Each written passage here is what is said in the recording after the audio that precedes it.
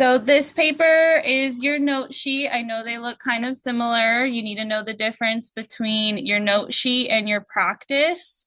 Your practice is what I will be checking on Monday for one time. And then if you don't get full points at that time, you can submit to Schoology afterward. I really don't ever check things myself more than once usually.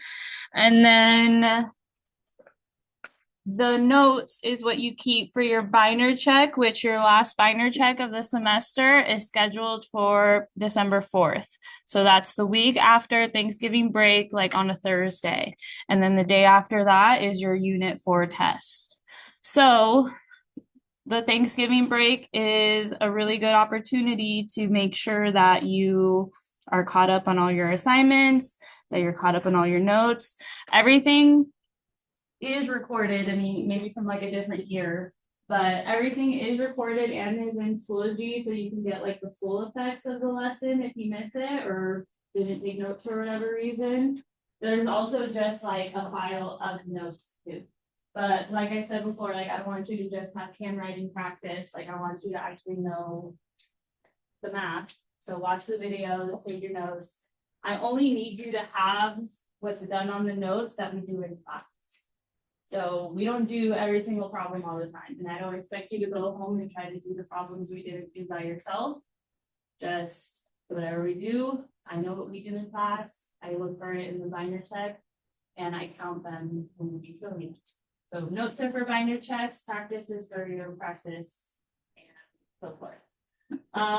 Function notation has been our skill that we've been really focusing on. And what is function notation? Like, what does it always go back to?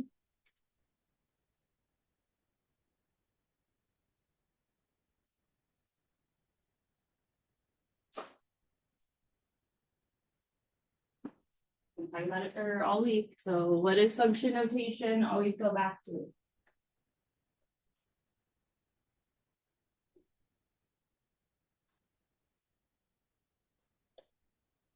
Most basic definition of function notation. Yep, that is it. F of x equals y. And each letter could be a different letter, like it doesn't matter. But whatever is in the parentheses is always your what? Your x or your input. And what it's equal to, like what this whole thing is equal to, is your y, your output. Now we can use different letters for each part. Like yesterday in math lab, we saw one of the examples was written like this in function notation, C of y.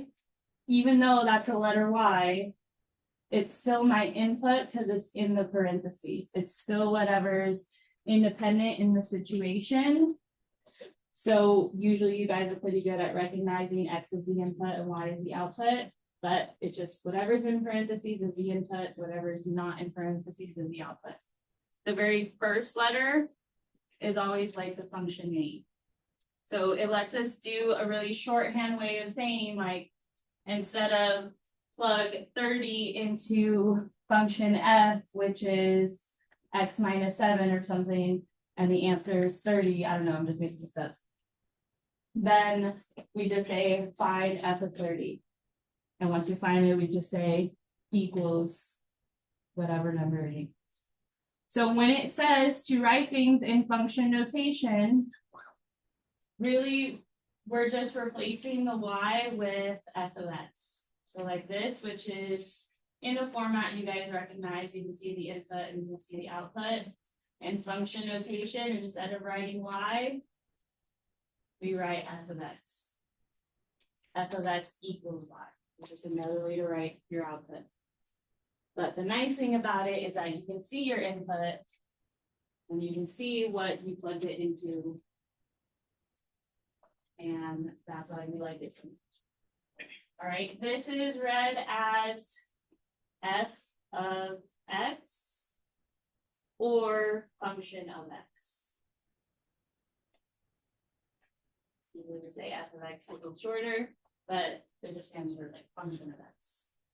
And in word problems, you'll see blank is a function of the seconds. Well, whatever follows the phrase function of is always the x in the situation. All right, questions on that? So the past few lessons have been really heavy on like the real world aspects and the word problems. Today we're taking that all away and just directly teaching you the skill of plugging it into an equation. We've looked at graphs, so you kind of already know graphs. We've looked at real world situations, how to interpret it. Today we're just taking all of that away and just making sure you understand that, hey, when it says to evaluate f of whatever, we're plugging in that number into what it's replacing.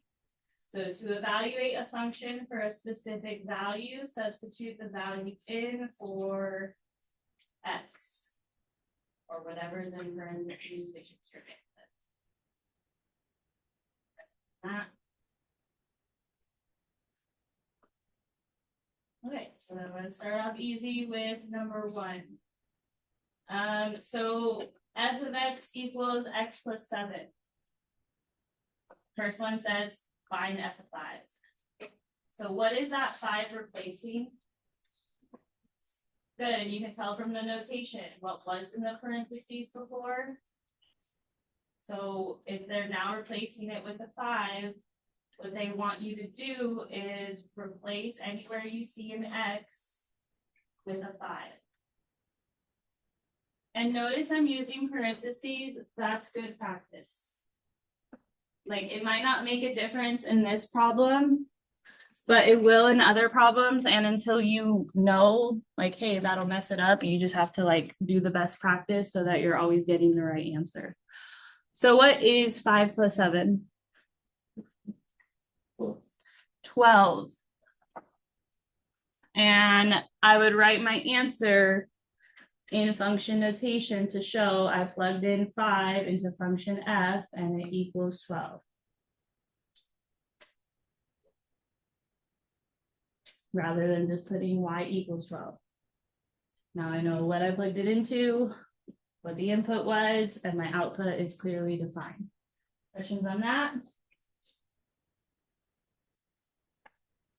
Okay, so then let's practice with the negative. So I'm going to skip B. We don't need to do every single one of every single problem. We're going to go right to this one. What's the input now? And we're plugging it into this function still, f of x.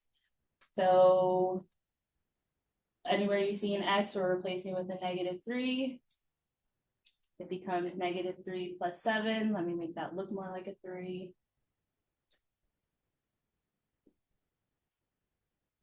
What is -3 plus 7? Good. And when I write my answer, I like to write it in function notation so you can see clearly the input and the output. Questions on that?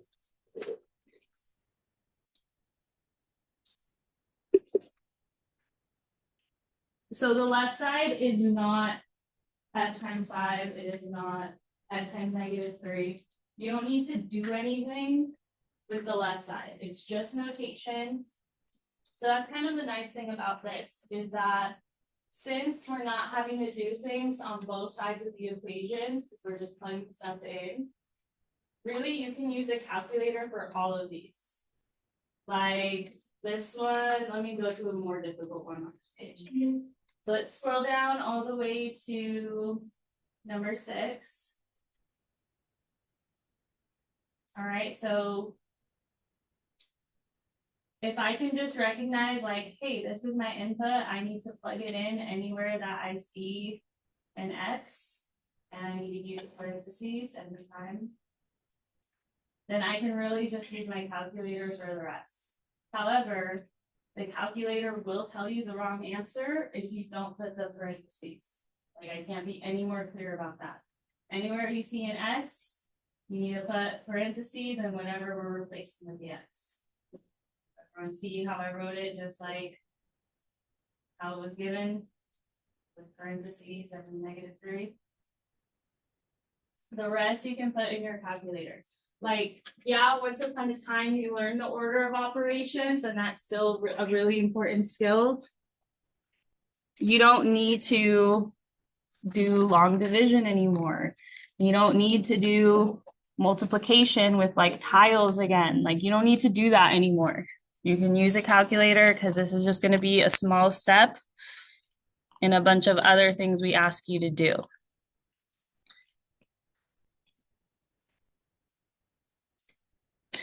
All right, so here's what it is when I put it in my calculator.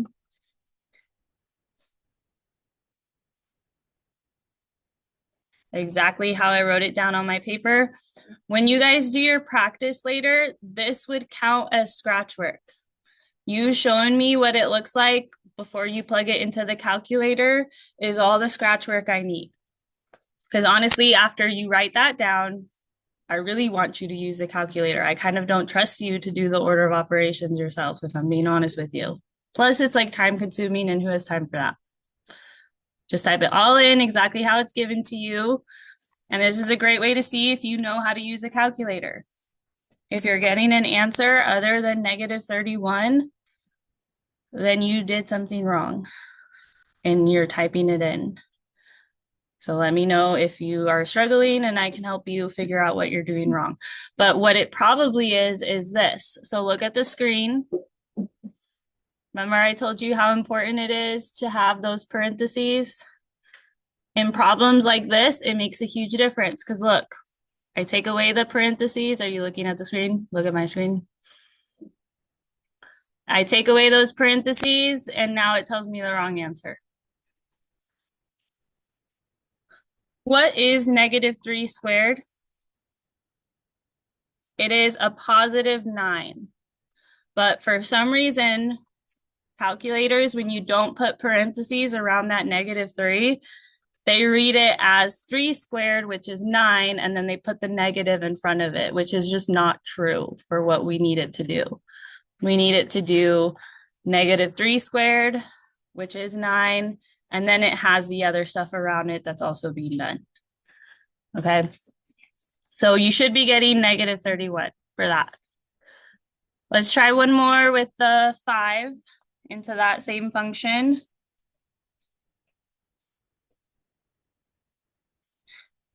I'd be doing negative parentheses, put the 5 in, close parentheses squared, plus 6 times the 5 in parentheses, minus 4. And because I already did it, all I have to do is change my input each time. There was 2 spots to plug in the x. So I need to change both spots where the x was. And I get that the answer for f of 5 is 1. Any questions on that? Okay. I'm going to give you a couple to try on our notes. And it's going to be parts of 3 and 4. So we're not going to do every single part of 3 and 4. Do the one part A and C, and then of number 4, A and C again. That way you have practice plugging in a positive and a negative into both. So do what we did. Write it out using parentheses anytime you plug it in, and then use your calculator for the rest. For 6, it was f of 5 equals 1. All right, but the ones I highlighted, I want you to try. I'll give you 3 minutes and then I'll check in. All right, so for your scratch work, I need to see you writing out what it looks like plugged in. That's like, I know the rest you could do with the calculator, but if all I see is the final answer, you're gonna get a 0 because how do I know you know what you did? So the fraction, I've told you this before, anytime you put a fraction in the calculator, it's good practice to put it in parentheses so that it reads it right. But otherwise, I'm plugging in this first one, a negative 3 for the x.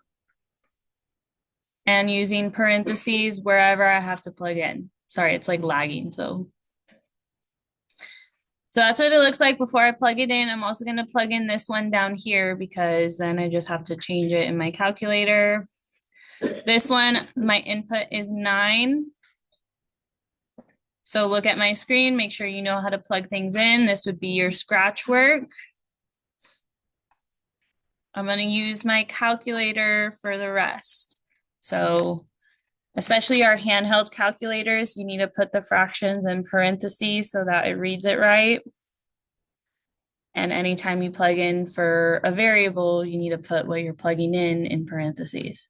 So when I plug in -3 into function h,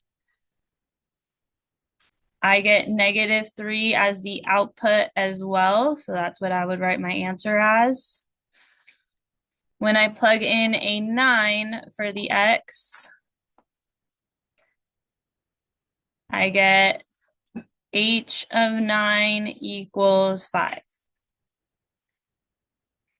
So when you are plugging things in, just put like the right side of the equal sign in. Like you don't need to put the function notation into this.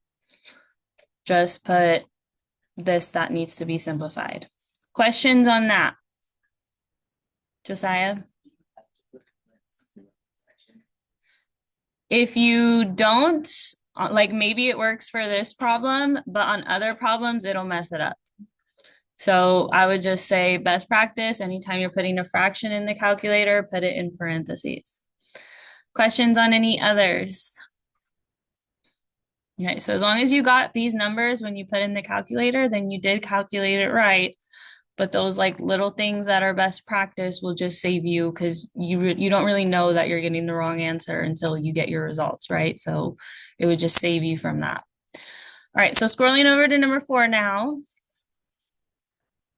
That one had 2 spots for you to plug in a number. So for this first one, what number am I plugging in? Good, because that's what's replacing the x.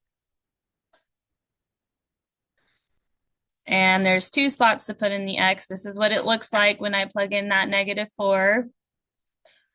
And then this is what it looks like when I plug in for f of 7. It will look like this. Now in the calculator, even I don't ever try to do these by hand because it's just like more time consuming and more likely that I'll make a mistake if I do that.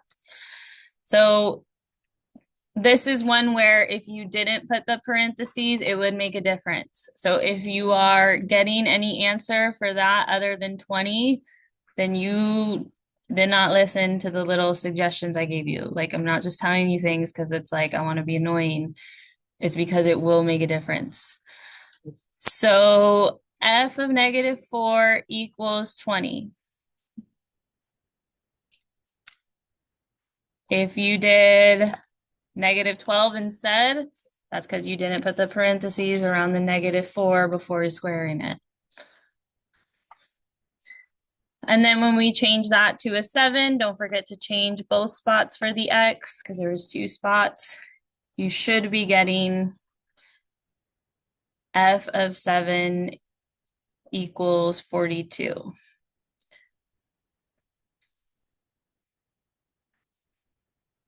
All right. Yeah, for that one, if you didn't put the parentheses, there's no change there. But again, you don't really know you're doing it wrong until you get it wrong. So just do it every time and it'll always be right. Good on the front page. Any questions? All right, we're going to go to the back side because there's a couple that might come up on your practice that you haven't seen in a while. But it shouldn't matter how difficult the equation is, as long as you know how to use the calculator. So we're gonna look at number 10 now. What are these straight lines around this problem called?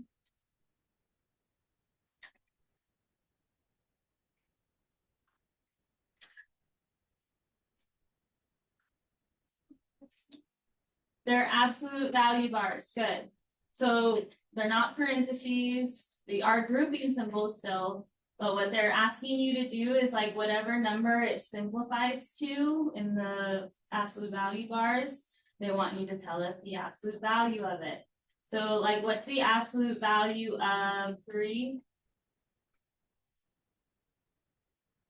How far is 3 away from 0? That's what absolute value means. It's like, how far is it away from 0? So what's the absolute value of -3? 3. Right? So in like really simple terms, it makes whatever number is in them positive, but that's only after you've already simplified it all.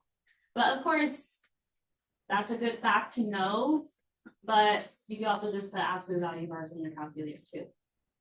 So for problems like 10, let's do 10a, g of 4. Anywhere that I see an x for this one, I'm going to plug in a and 4. Yep, always. I mean, for this one, it might not make a difference, but again, you won't know until you get it wrong. Just do it every time you plug something in. And then we'll also practice when we plug in the negative. So we'll do part C.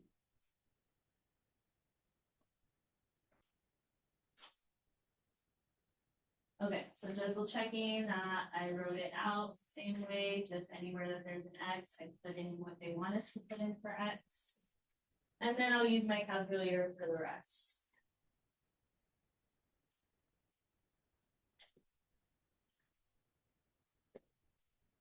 Absolute value bars are also on handheld calculators too. Where exactly, I may not remember, but I'm sure you can find them or Google it. On Desmos, when I click this little keypad, it's right under the parentheses. So this, like straight lines around the A, put some absolute value bars there, and then I can type in everything else that I wrote on my paper.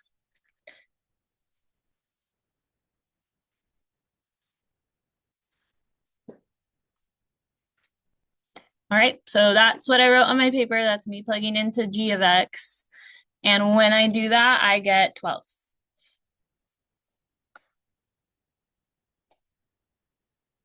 So g of 4 equals 12. Oops, let me make that look better. I don't like this weight, right? Okay. Then when we plug in a -3 for the input, so make sure you change it. There was 2 spots to plug in a -3. That one also is 12.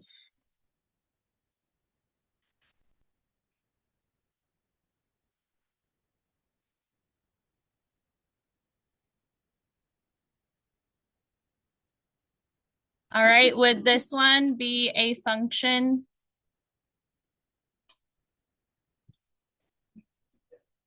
Yes, it would be a function. Because it doesn't matter if the y's repeat, it matters if the x's repeat with different y values. So like I should never be plugging in the same number into a problem and get 2 different answers. So that's why like all equations pretty much are functions because the x's don't repeat. You usually get to pick what you plug in for the x. Almost all equations. All right, questions on this? Okay, that's absolute value.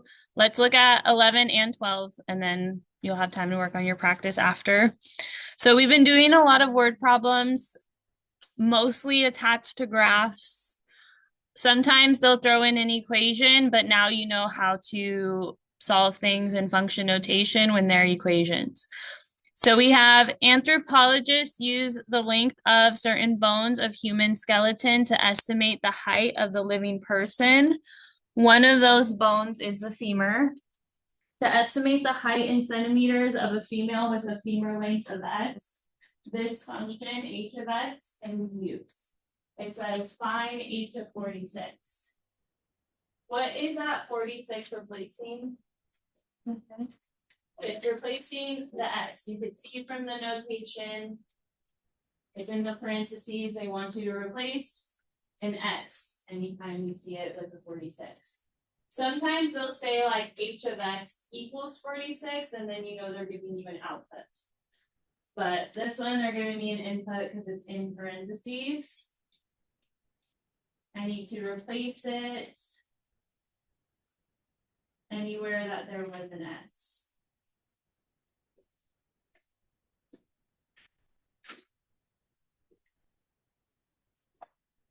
And then you can use your calculator for the rest. So h of 46 ends up equaling.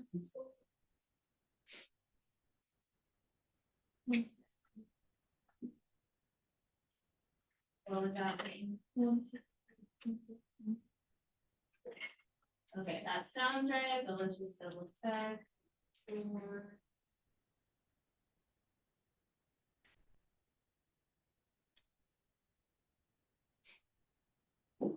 Right, put it all in at once, and then it'll always tell you the right answer. And that is 168.13. Now, the next question is, what does it mean? We've been interpreting things in function notation all week. So one thing I've been telling you to do is to write it out before you make your sentence, what the x represents and what the y represents. So what is my input? What is my x representing? Did they give me units at all? Well, units would be like inches, centimeters, meters. Oh, centimeters. And for the y, what are we figuring out using the femur length?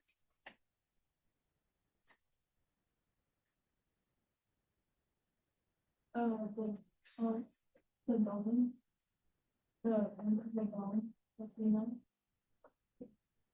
The height of the person.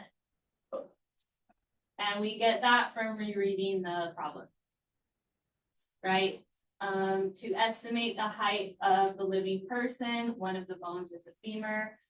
To estimate the height in centimeters of a female with a femur length of x, this function can be used. So the height is dependent on what the femur length is in this situation. They also told you what x is specifically, so that makes it easier.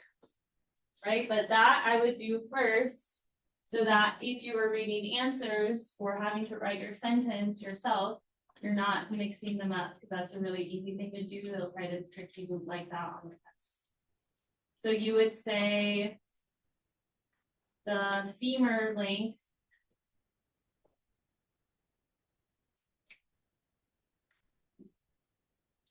is 46 centimeters. And that would indicate a height of the other number.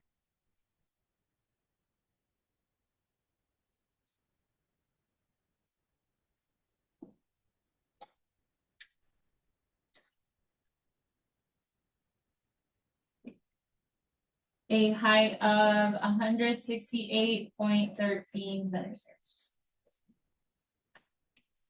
You could phrase that any way you want, but the height is the 168.13, the femur length is the 46. Questions on that? Okay, one more thing, and that is something that we've been practicing also all week, which is graphs, like how to read function notation from graphs.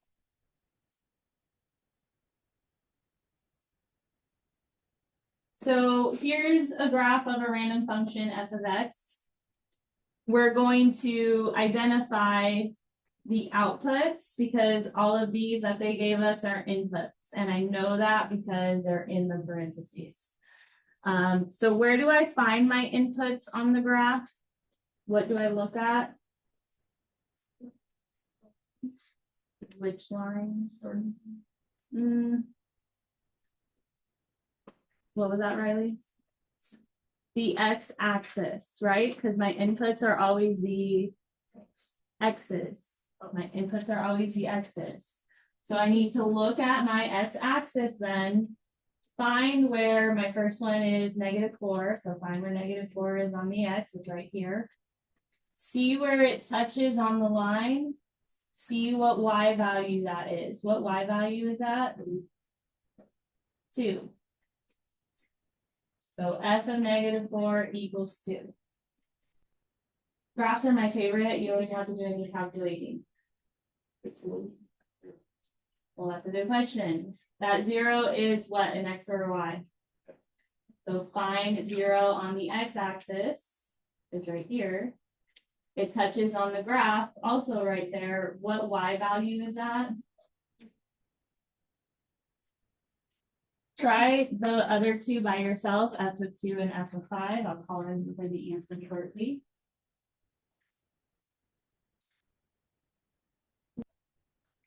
What is f of 2?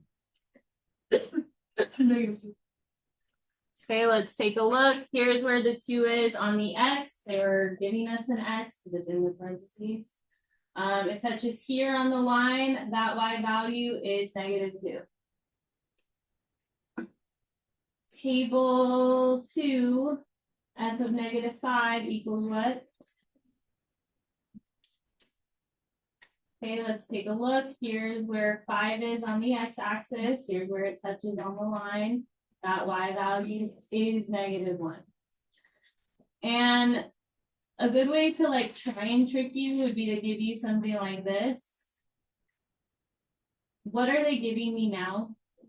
A y, right? And then if it might say, what is the x? In that case, I'm looking on the y-axis for the 4, seeing that it touches here and it touches on the x-axis at -2. Right? So there's that. They might try to trick you by giving you an output. But as long as you know what's in the parentheses as an input and what's not in the parentheses as an output, then you can just read it and one thing I was trying to get you guys to see yesterday with the word problems was that if it's in function notation, you can easily see the coordinates on the graph because you can easily see the x and the y. So like this coordinate right here, let me use a different color. This coordinate is -4, 2. What's this coordinate? 0, 0. What's this coordinate? Right, you guys see that? So if you have something in function notation, you should be able to identify where on the graph it should go. What's this last coordinate? Does only one person know that? That makes sense. So yeah, all of these that you can identify from the ones we did can then be rewritten into function notation. All right, now for your practice, you'll notice it says to do all problems because I've already condensed it for you. Like I already erased part B of each problem. So all you have to do is show you know how to plug things in correctly using parentheses and everything. That'll count as your scratch word. You can use your calculator for the rest, but I need to see the plugging in so I know you know how to do it. Please, as you go, check your answers using the wall key back there. Don't use it for everything because that's just defeats the purpose of you practicing. If you have questions, let me know. If you really want to show it to me today, you can, but otherwise I'm going to ask for it on Monday. Or you can upload it to Schoology if you can't trust yourself to not lose it. This one.